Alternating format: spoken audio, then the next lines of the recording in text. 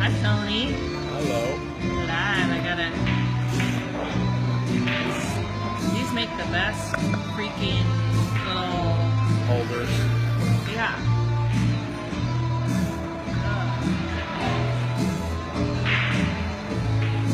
Okay. So I'm gonna want to make sure that people can hear it okay once we hit some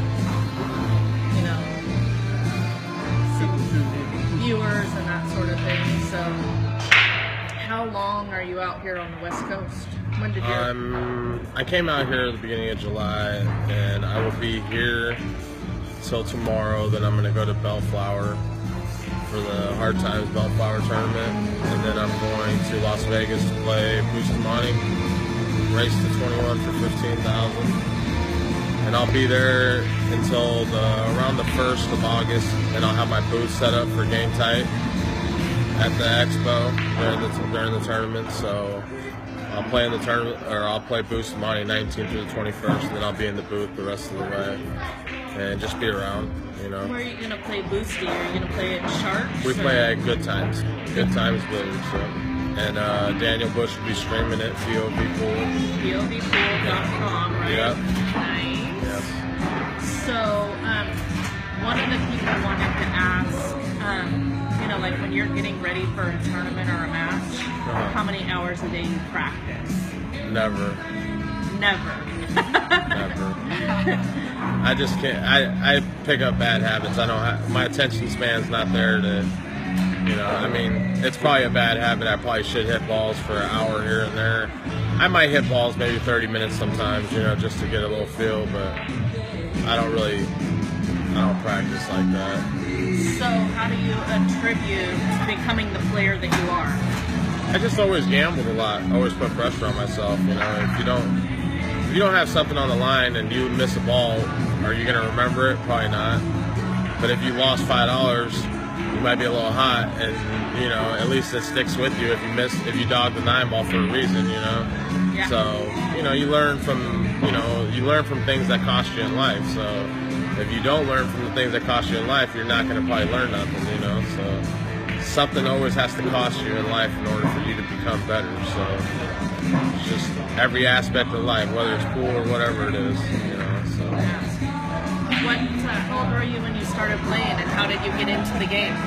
I started when I was 14. There was a pool room about a half mile up the street from my house. It wasn't that I really wanted to play pool. I just used to go in there to play arcade games.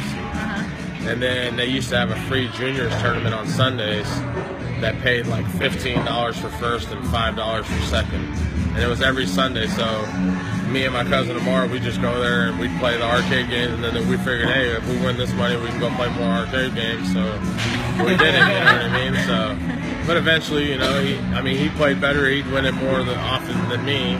And then it just kind of happened from there, and then just started liking it, and then started seeing the atmosphere, and seeing that some people gamble and stuff in there, and then that was just kind of one of the, and I always liked to gamble, even probably at the age of 10 or 11, I probably did it, so it was just one of those things. Yeah. Just kind of caught on. Yeah. So, did you have certain people show you things that you felt like were critical along the way, or? I mean, I did a lot of mimicking people, but there was a few people that I watched, like, Warren the Monk, Todd Marsh, Bill Kress used to show me stuff, when he was around, and there was a few people that I would just, pick up little, things they just tell me, you know what I mean? It wasn't maybe some of the stuff I used, some of the stuff I didn't use, but it was just a point that they're telling me things, and yeah, it's something for me to put in my head and think about what they're telling me.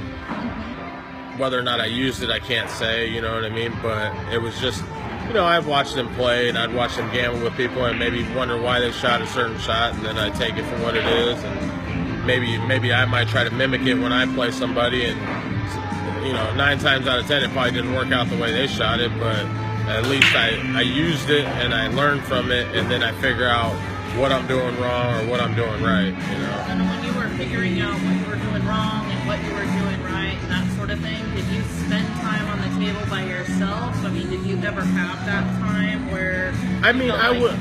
I I always play people like 10 or 20 a game. Okay. You know, whether you have the money or not, you know, sometimes, you know, I mean, when I was young, we used to fire air barrels at each other. It just, you know, it was just one of those things. You know, you'd be in the pool, you know, I mean, but you're playing cheap enough to where, you know, it was just, you know, hey, okay, you know, if you lose 40, 50 bucks, oh well, you know what I mean? When you beat somebody else, maybe you'll pay me or something, you know, it was just one of those things. But it's just, if you, like I said, if you don't play for something, how can you learn something? If I sit there and play with you for 3 hours and you keep beating up on me, yeah, your confidence is getting better, but did you learn anything? Because you didn't really win nothing from me, and I didn't really lose nothing from you beating me. So how did I get hurt, or how did you benefit from it? Neither one. So, you know, it's just one. With you were hanging out with Amar and Bryce, and you know, I mean, the three of you all really excelled. Do you think you pushed each other, and were you down with Yeah, each because we other? were always kind of competitive. You know what I mean? We'd always, you know, we're all pretty much the same. I was always more of a person that could woof up games. They wouldn't talk as much maybe as me, Right. but they always played better. But I just kind of, I had a knack for knowing how to talk to people, and you know what I mean, to Not try being to afraid. persuade them. Yeah. Well, try to persuade them to play a certain way or whatnot, you know, or you know, sometimes being polite is the easiest way to try to get somebody to play you. You know, if you're not polite, I mean, if you're an asshole and you're sitting there, you know, trying to, you know, if you're cussing every other word and, you know, trying to get somebody to bet $100, $200, chances are sometimes it works, sometimes it doesn't. Just depends on the person you're trying to do it with, you know. Well, so More of a people person, that's all. I thought there was a big difference between, you know, Tony Chohan at 23, or you know, when you were really first coming into Vegas and dominating on the scene type of thing, and you know, of course today, or even you know, when we were running the Peach Hour tour and stuff, did something change, or you know, were you humbled in some way, or? I mean, I always, you know, when you're coming up, you always, you don't, it's like now, you know, everybody expects you to play a certain way. You know, if everybody says you're the best, then you got to play like the best, you know. If everybody says, oh, you're just mediocre, or they don't talk to you about stuff like that, then you're always going to have that, more of that, you know, you're trying to build yourself to try to become something better, and your confidence level's not there, so more people aren't making your head big, you know what I mean? So you're always trying to become that person that they want you to become. And once you become that person, now they hold you to that standard, and then you get a big head. Sometimes you don't play up to par because it's like, I'd rather be the mediocre player and know that I have to play up to, you know, my best every time, and that a person, you know, I got to go into every match thinking that I'm the underdog. Yeah. I can't think that I'm the favorite every time I go into a match. Because if I think that, then chances are I'm not going to win. So. Yeah, it's funny. There's nothing to lose. It's like, or there's everything to lose when you have a target on your back, as opposed to someone who isn't supposed to win comes in. Right, exactly. You know, gets there type of thing. So,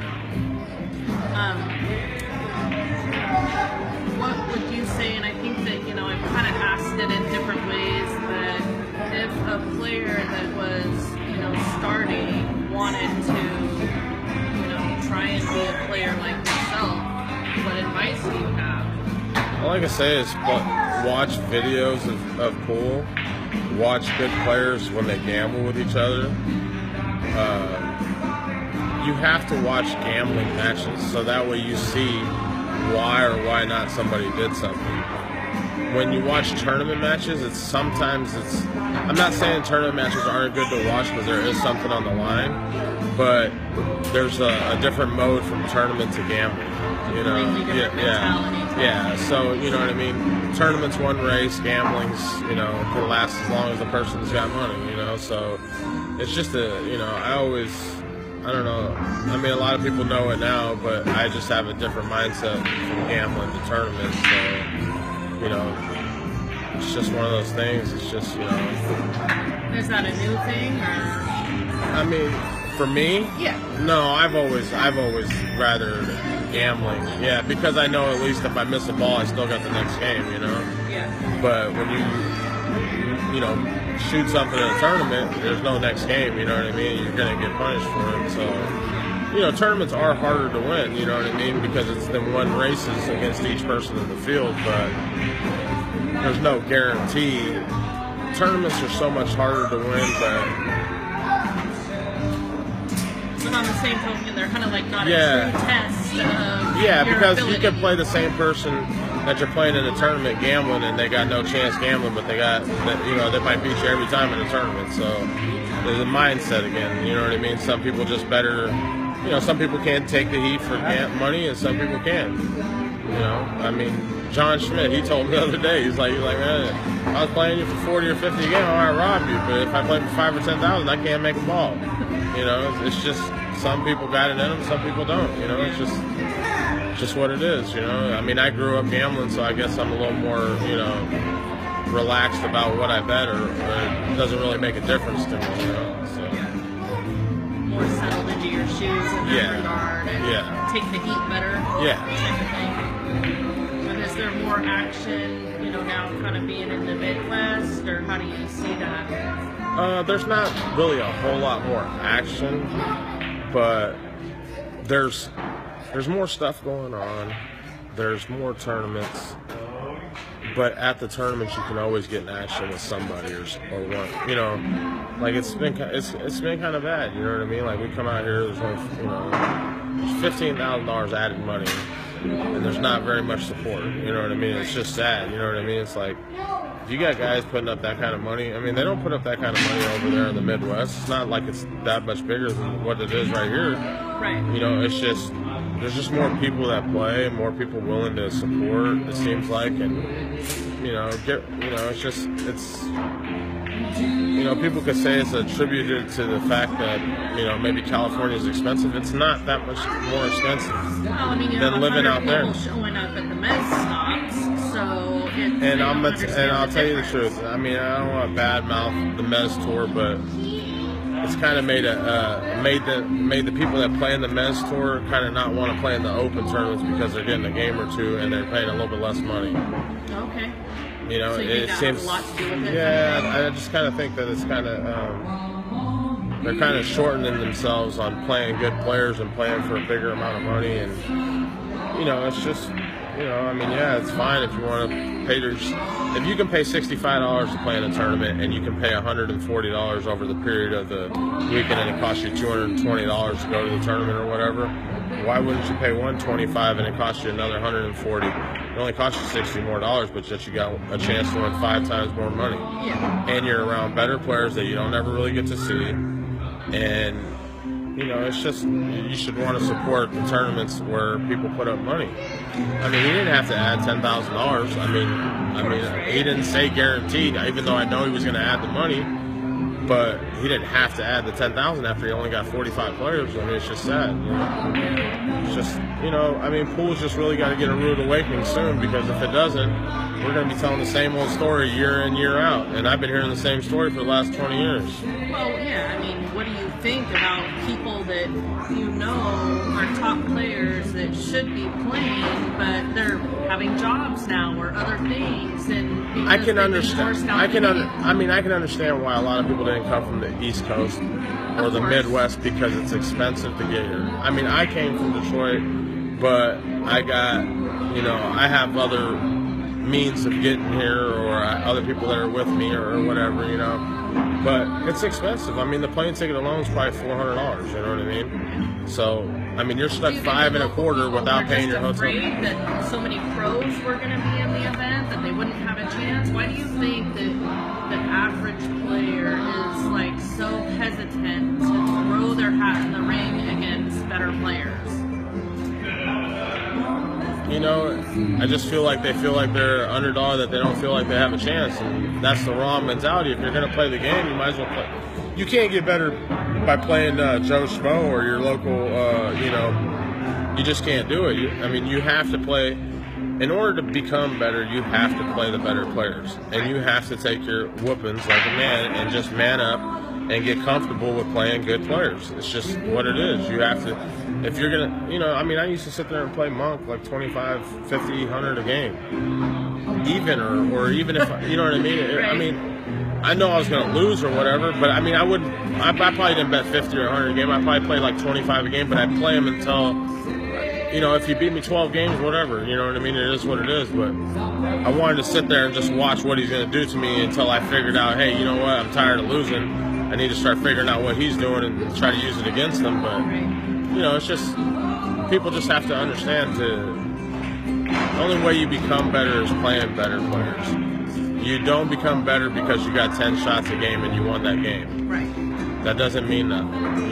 If you shoot 10 times in one game and the other guy missed 10 times and that's the reason you got 10 shots, that doesn't mean nothing. You didn't do nothing. You didn't win nothing. You didn't make a great out. You didn't run a few balls to get there or nothing. It's just, you got to learn to be able to, start playing your patterns. Look at the way you shoot. What are you doing wrong? Are you taking heat? You need to get, do you need to get your mental game a little better? Do you need to get your physical game better? Or am I not, approaching shots the right way? What is it, Or is my shape bad? Am I leaving myself bad angles? I look at some players and I see what they do, and they do it good. And the reason they do it good is because one thing about 10-ball rotation players, what they do really good is they keep their angles the right way. So, like, when I'm playing good rotation, it's usually because I'm keeping my angles the right way. I don't play it enough no more. I really don't. I just don't enjoy it because it really comes down to a breaking contest nowadays. Right. But you think even in 10-ball that's the case? I mean, to me it seems yeah, like a for the little most bit part, less. it still is though. It's just my preference isn't that. I like playing one pocket, but that's just me. You know what I mean? The next person might like playing 9-ball or 10-ball, and that's fine. Of course. But so what's your opinion on handicapping? Do you think that helps or hurts? I mean, it sounds like you think it hurts the game. It hurts. It hurts because people feel like they need to have that crutch in order to come and play in something. Mm-hmm. If, with that being said, if that's the case, then you shouldn't play. You should just. I mean, really, it's coming down to where bar leagues and stuff like that, and league players are going towards bar tables and all the bar table events, which is fine. You know what I mean? There's nothing wrong with that. If bar table's the equalizer to make you play even with everybody, then so be it. It just shouldn't. I don't think it should be handicapped. I just don't believe pool should be handicapped. I believe every person can run out like the next person. You know what I mean? It's in them. It's just a matter of how much time they put in. Can you quantify, like, your opinion on how much of an equalizer a bar table is versus a big table? Like a bar table alternating break, like a format that they have it's huge. Vegas. It's huge. Versus winter break on a 9-foot table like this. How to quantify that for me in, like, a ball spot? Well, here's the thing. If you play alternate break on a big table, it takes away from the better player. Right. Okay. At the same time, on a bar table, it's huge. I mean, because I don't care if you play like I don't even know what the ratings are in the systems. It's 1 to 9 or whatever it is or whatever. But I guarantee you, a 9 and a 5 could probably play each other, and the 5 can run a rack just as well as the 9 can. So, I mean. And on a bar table, you can miss the ball and still make it 9 times out of 10, just the way the bar boxes are, so there's nothing wrong with it. I mean, really, it's just where pool has got to get better is money. Money's got to add up to where people are willing to come and play. Now, this was a perfect example of why people should have came and played, because there was no money taken out and all money was added. Right. And you had a lot of good players here, so that was one of the reasons why you would figure more players would have came and played.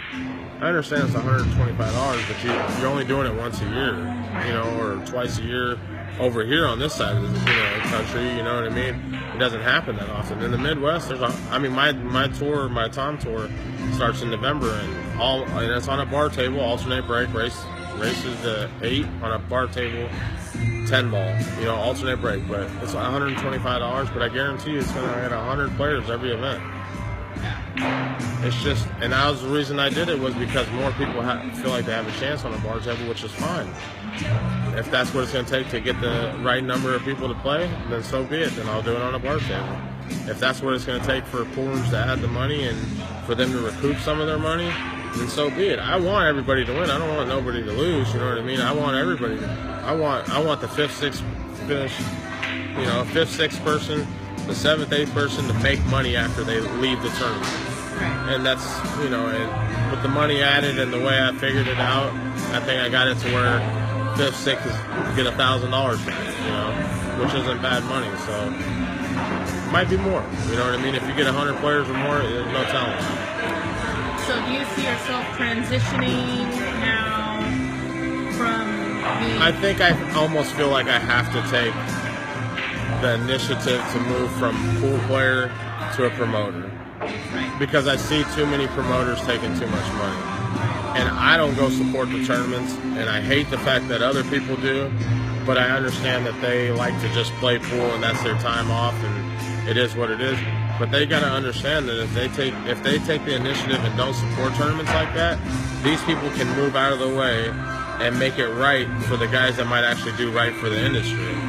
You know, so, I mean, without saying no names, you know, there's promoters out there that make, you know, 100,000 or better in a matter of 4 or 5 days, which isn't right. You know what I mean? There's nothing wrong.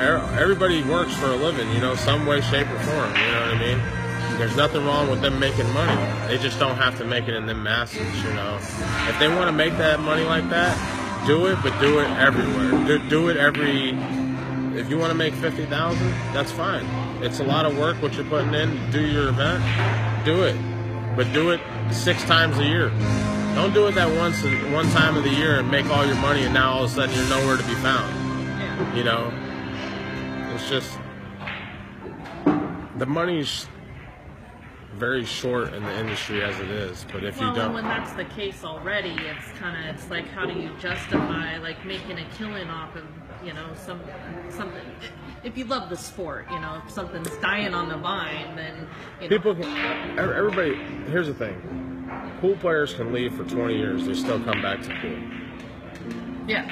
So there's obviously something there that is in all of us that even if we leave, we still end up coming back to this game. Yeah. Even though there really isn't no money and there hasn't been no money forever. Right. So, the thing is, if you really like the game, then everybody should be trying to take initiative to show up to every single event that happens anywhere near them. Yeah. Just to support it, you know what I mean?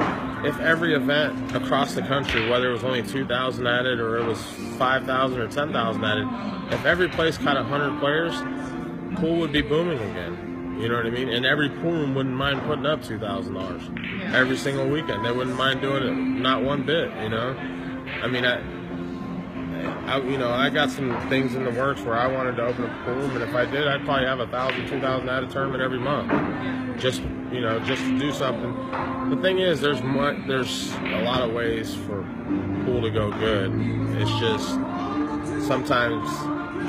I don't know everybody in the industry. I don't want to know everybody in the industry because the thing is, I know things about them that I don't want to know, but I hear it, you know, so I choose not to get all into it, you know, and I don't want to sit there and beg or plead for every single sponsor or every single person to give X amount of money or do this, that, and the other. The people that are there, the people that really want to see the sport grow, they're there. They're not hiding, you know. They do the right thing at every tournament or every tour or every, you know, they're putting their 2 cents in. They're taking a chance. They're trying to build their business just like they're trying to build your business, you know. And they're trying to build the hobby and the sport, you know. It'd be nice. I mean, hopefully, you know, we all hear the same story for years that I hear promoters tell me all the time, well, we're this close to getting, you know, we're going to get TV and we're going to get a big sponsor and, you know, we're going to have $1 million tour a year, you know. It's 20 years of this here and I still haven't seen it, so we had it one time. And we just kind of got, and it wasn't even the guy's fault, really, truthfully, just, Congress didn't pass on the poker deal, and poker took a, bang, and we took a bang for it, so. Did you play a lot of times in the monthly hard times tournaments? Yeah, when I was around. Or 1,000 added on Saturday and 1,000 added on Sunday? No, there are only 300 added on Saturday and Sunday, but. Were they? Yeah, but it paid like $300 or $400 each day, Nice. But I mean, for a local, I didn't have to travel, so yeah, it's a no-brainer for me to play in it at the time, But I mean, anybody that's within 2 hours of there should always want to play in it, I would think. I mean, every pool room could probably want to do that, It just depends, It's all about how many pool players do you have in your area at your pool, Because not every pool room, I can't say every pool room can afford to do it, because it depends on how many players you have that'll be willing to put up $20 or $30, Thing is, really, the way that pool can change is once these league operators and leagues change the way that they're doing business. Sure. Not that they have to, and not that they need to, but if they really want to see the sport grow, then they'll give initiative to their players that are in their leagues for a reason to become better. There's going to be a reason, like, hey, if you're a 5, there's a reason for you to want to become a 9, not for you to want to sandbag and stay at a 5. Right. To try to get to Vegas and win whatever it is, $2,000 or whatever it is, If there was a pro tour, and I'm using someone else's method that they're using right now, and hopefully it works out, and that'd be great, because it would work for a tour if every single league operator would give up 50 cents per player per week. You would have $1 million tour a year. Wow. $1 million. Because I want you to remember, the APA, which is probably the biggest league, amateur league in the United States, which is it's one of the big companies that makes a lot of money every year, right? They make $26 million a year off of pool players. They give out $1 million a year. There might be some other hidden costs and other things, but that's a lot of money to be taken in and not giving nothing back. Now, I'll probably get blackballed for saying all this, but hey, it is what it is. We don't want any blackballing. So one of the people wanted me to ask you what you think about the Fargo system. I don't really know nothing about it. I don't pay attention to the ratings and all that. You can't rate something. It'll never work. It's just like about it type of thing. It's just like any system. How can you? It doesn't work. No handicapping system, whether it be pool, golf, or anything, will ever work, because you give people an initiative not to want to become better. Yeah. Why would I want to become better if I get 5 games on the wire going to 8 from you? Right. I don't want to become better. And I used to play the USPPA. I would want to become better just for the number, just to be like the highest number on there, But I mean, there are people like that, right? Yeah. Not everyone is just a... No, but I mean, for the most part, if you know once a year you got a chance to go win $5,000 or $6,000 or whatever, which to a lot of people might be good money, you know what I mean? Right.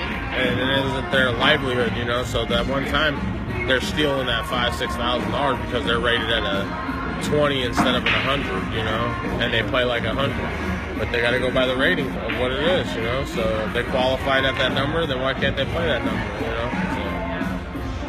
yeah, I don't really believe in the handicapping stuff. I don't think it's smart to do. I don't know what the Fargo rating's for or what it's used for. I just know I've heard of it or whatever. I don't even know how they use it, because there isn't enough data to really use it, for one. There's not enough tournaments to base it off of, and all you're basing it off of is scores, and how does that work? You know what I mean? So what does game tight mean? Just being the best at whatever you do, being at your best, not slacking on any part of whatever it is that you do best, So it doesn't have to be just for pool, you know, but it's for everyday life, you know. I mean, it's just, you know, not being naive, you know, being on top of your game, whether you're a stockbroker and you're the best at what you do, or whether you're a bowler and you're the best at what you do, or you're a pool player, you're the best at what you do. That's just pretty much what it means. Do you display your shirts someplace in particular? Are they up on your Facebook page? Or? I usually take orders through my Facebook PM, through my private messages and stuff, and I mail them out within a couple business days, you know, so anytime. I take PayPal. I'm trying to work on a website. It's just, you know, websites are a little fishy with whoever you end up having do them, so that's why I'm kind of just being real meticulous about whether or not I want to do it. I'll find somebody that I know pretty well, and then I'll do it, you know, so I just want to make sure. How did you come up with the idea? Is it something that you had, like, just a... I mean, it was something that we were working on for a while. One thing led to another. Some bad stuff had happened with some other people, and I just ended up saying, you know what, I'll do it on my own. You know, so I just said, you know what, I can do my own thing. And I had a friend of mine that wanted to do it with me, so I said, yeah, let's do it, you know. I said, I know it's going to take some time and some effort, but I'm willing to go ahead. So you're going to have a booth at the VCA show? The tournament? Yeah. We'll be in the main room. Our booth number's 26. So we're excited. It'll be our, you know, first time out there. We've only been in business for about 2.5 to 3 months, so, you know, but got my new polos that are coming there, and new hats and everything. And we got everything. We got pool towels, t-shirts, 7-8 different designs, different colors of t-shirts and stuff. Sizes small through 5X. You know, we do all kinds of special order stuff too. So you know, anything customized, we can do it. You know, my friend's the screen printer, so you know, we got to end to everything. So, and everything's pretty good as far as, you know, you're not going to be waiting too long for your clothing. Are you going to be at the APA show also? Or? I'm going to think about that. When I get down there, I'm going to try to talk to somebody and see if that's a possibility. If it's a possibility, I might. I don't know, because I don't know. Not sure yet. Yeah. Just it's just a lot. I got a lot of stuff going on, and it's kind of hard to be everywhere at the moment. And you know, it's a lot of time, money, and effort. You know, and I still want to be able to play pool here and there. Right. And I still got to be home with the wife and kids. So it's kind of, you know, trying to do a lot is hard to carry, but trying to, you know. Yeah. I had a quick question for you, Tony. What did you think of the Make It Happen round robin format compared to this double elimination format you just experienced, as far as one pocket's concerned? Oh, I like the Make It Happen event. I mean, I'd rather play round robin format, you know. I mean, it's nice that when you get to play all the good players and you get to play them all one time. I think next year he's going to do something a little bit different, just as far as the way we're dressed and stuff, so it's a little more comfortable, you know, because you want to see all pool players play at their top game in comfort. You don't want them to be, you know, uptight or anything. Really. Was there a dress code and whatnot? Yeah, you know, you gotta wear a vest and stuff, and it was really humid. You know, the weather just wasn't. It didn't make it right for the event to be wearing, you know, suits and vests, and it's 90 degrees and it's humidity's high. It's kind of hard, you know. So, but you know, I like the event. I mean, there's nothing. You know, he did a great job, and you know, he helps the players, and you know, we all make a little bit of money. We're not coming out of pocket nothing. So, you know, anytime that's the way I believe, you know, professional pool should be done anyways. You know, we shouldn't have to, you know, we shouldn't have to come out with our own money or look for a state course or anything. You know, we should be able to, hey, if you win, you get paid for every time you win. If you don't win nothing, you're not going to get nothing. But, you know, so that's nice, you know.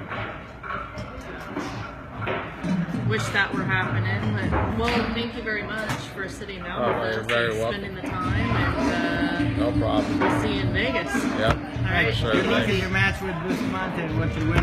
Thank you. Yeah. Thank you.